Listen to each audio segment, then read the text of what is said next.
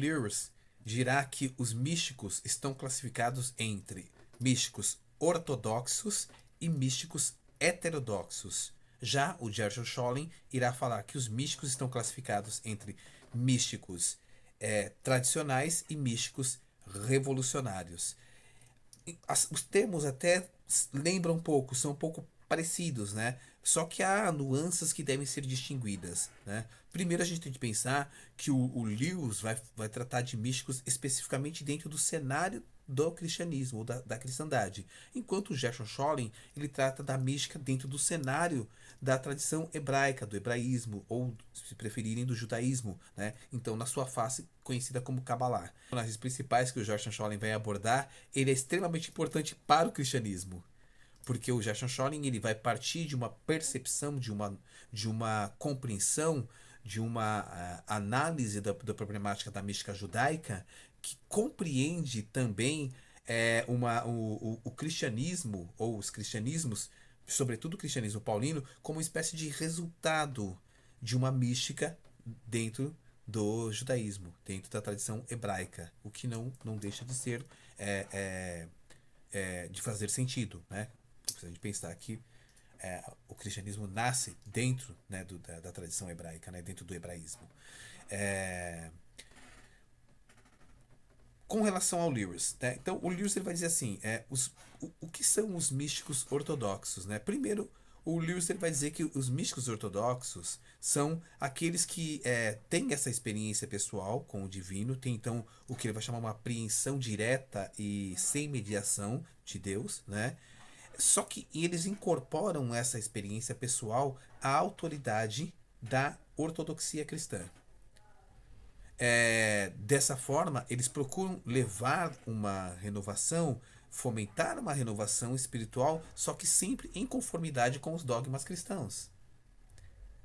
O Lewis destaca, dentre esses místicos, Bernard de Clairvaux, ele destaca também o São João da Cruz e Santa Teresa. Já os místicos que ele chama de heterodoxos, tá, são místicos que também têm essa experiência pessoal, né? Só que as suas propostas não se incorporam, elas conflituam com a ortodoxia. Elas contradizem os dogmas cristãos. Tá? O Lewis ele cita um nome apenas, que é o Meister Eckhart, que é um místico alemão, tá? E ele chama o Eckhart não apenas de heterodoxo, mas ele chega a ser herético, né? Então, porque ele está trabalhando com o conceito de heresia, conforme ele vai se estruturar a partir do momento que você tem uma hegemonia da doutrina cristã, conforme o estabelecimento após o século IV, né, da era cristã. É, Dessa forma, em Lewis, o que nós vemos é que a mística, ela, embora seja essa experiência direta do sagrado, do divino, principalmente por ser pensada por uma mentalidade que, embora não sendo um teólogo, mas é uma mentalidade plasmada no interior de uma concepção protestante, posto que o Lewis era da igreja anglicana, né? Ele vai sobrevalorizar essa relação entre a experiência mística direta de Deus, ou direta do sagrado, né? Mas no caso ele vai usar o termo especificamente Deus, né? É, essa relação enquanto essa experiência mística se subsume à autoridade do dogma da igreja cristã conforme o seu aspecto fundamentado na palavra de Deus.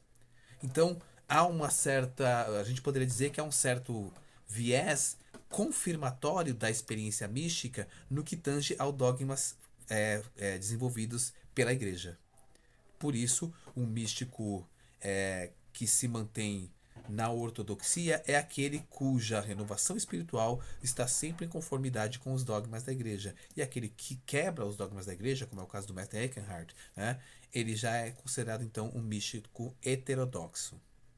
Já o Gershon Scholem está ligado muito mais a uma produção mais ensaística, né, acerca dessas investigações em torno da questão da mística judaica, né? A gente pode constatar, né, talvez numa das grandes obras assim do Scholem, né, que talvez seja uma das maiores referências sobre esse tópico, né, pela perspectiva acadêmica, que é as grandes correntes da mística judaica. A edição em língua portuguesa foi pela editora Perspectiva. Eu não sei se está em catálogo ainda, mas é uma obra assim essencial para quem se interessa por esse assunto, por essa perspectiva, né, uma perspectiva acadêmica.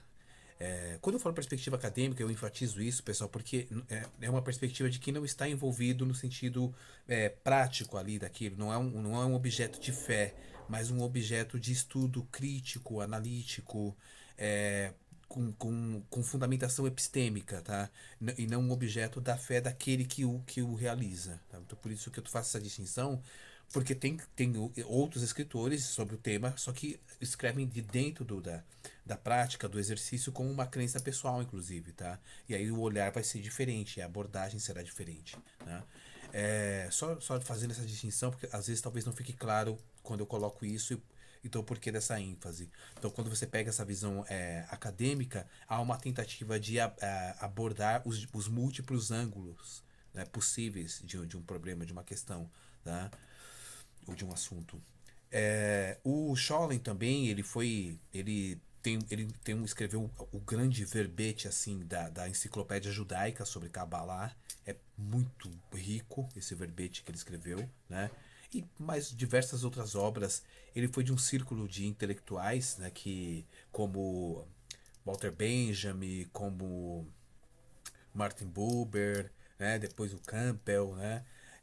Então que realmente marcaram a sua trajetória no cenário da filosofia e da reflexão de temas acerca da vida do espírito. Aí quando eu falo do vida do espírito, estou pensando tanto no âmbito dessa espiritualidade que é uma prática, inclusive, da vivência fenomenológica religiosa, quanto a espiritualidade no sentido do exercício filosófico sem a problemática da fenomenologia religiosa, tá? Pensando que a atividade do pensamento é em si uma atividade da vida no espírito, tá?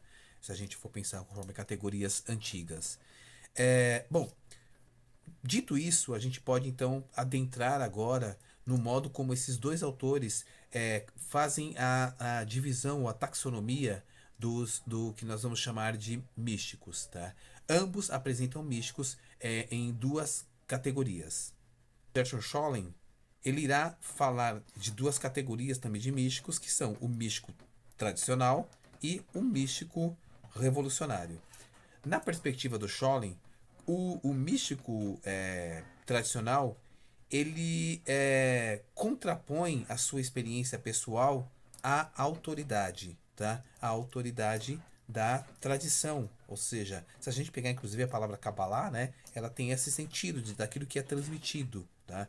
Então, ou seja, nesse caso, a tradição.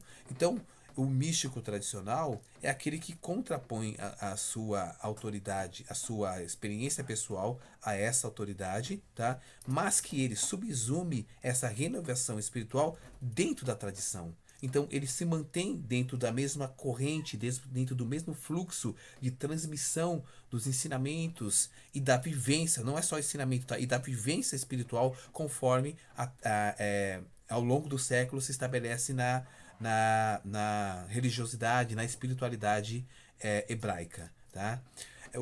Já ele cita, não citei os nomes, né? Então ele cita como místicos tradicionais Isaac Luria, né? Ele cita também o Moshe Cordovero e também o Rabi Akiva. Então são três místicos que ele vai citar. Ele trabalha com outros, mas esses são os três principais. Né? Já os místicos revolucionários, né, são aqueles que propõem uma transformação radical, né? Eles são uma espécie de como que eles falam assim? Eles promovem uma espécie de renovação, só que eles efetuam uma quebra com a tradição hebraica. E ao efetuar uma quebra com a tradição hebraica, a tendência é desenvolver movimentos que rompem a sua ligadura original com essa espiritualidade que tem sido transmitida. Né? E dentre os místicos, que são os místicos revolucionários, né, que causam grandes revoluções, ele vai falar exatamente, ele começa inclusive falando sobre o apóstolo Paulo, né, aquele que o cristianismo vai chamar de Paulo, né, é o Saul de Tarshish, né, ou Saulo de Tarso, né, depois Paulo. Ele vai falar do Shibetái Tzavi, né, do Jacob Frank e do Natan de Gaza.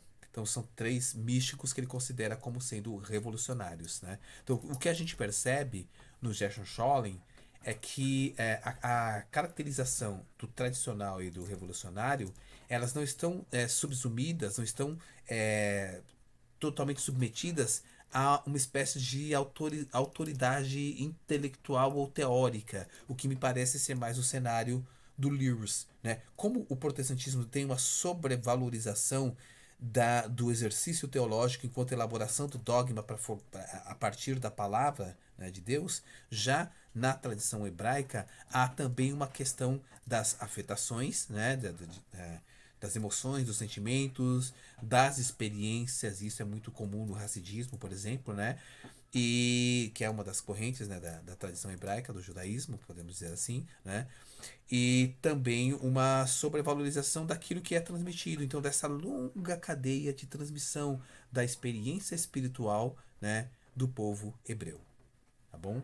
Então, esses seriam as duas grandes visões, né, místicas, digamos assim, as duas grandes formas de pensar a mística conforme esses dois autores. Eu resolvi trazer essas duas tradições, principalmente uma mais do cristianismo e uma mais dentro da tradição hebraica ou do judaísmo, se preferirem, exatamente para poder mostrar porque há uma correlação entre ambas, posto que a gente pode pensar numa espiritualidade do mundo ocidental plasmada no escopo dessas duas grandes correntes, né?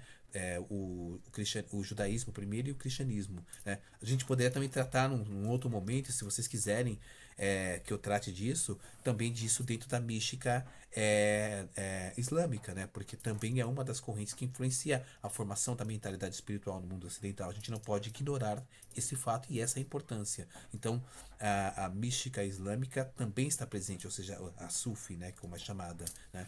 Então, se você tiver interesse que eu trate disso, comenta aí, né, fala aí, deixa nos comentários desse registro, né?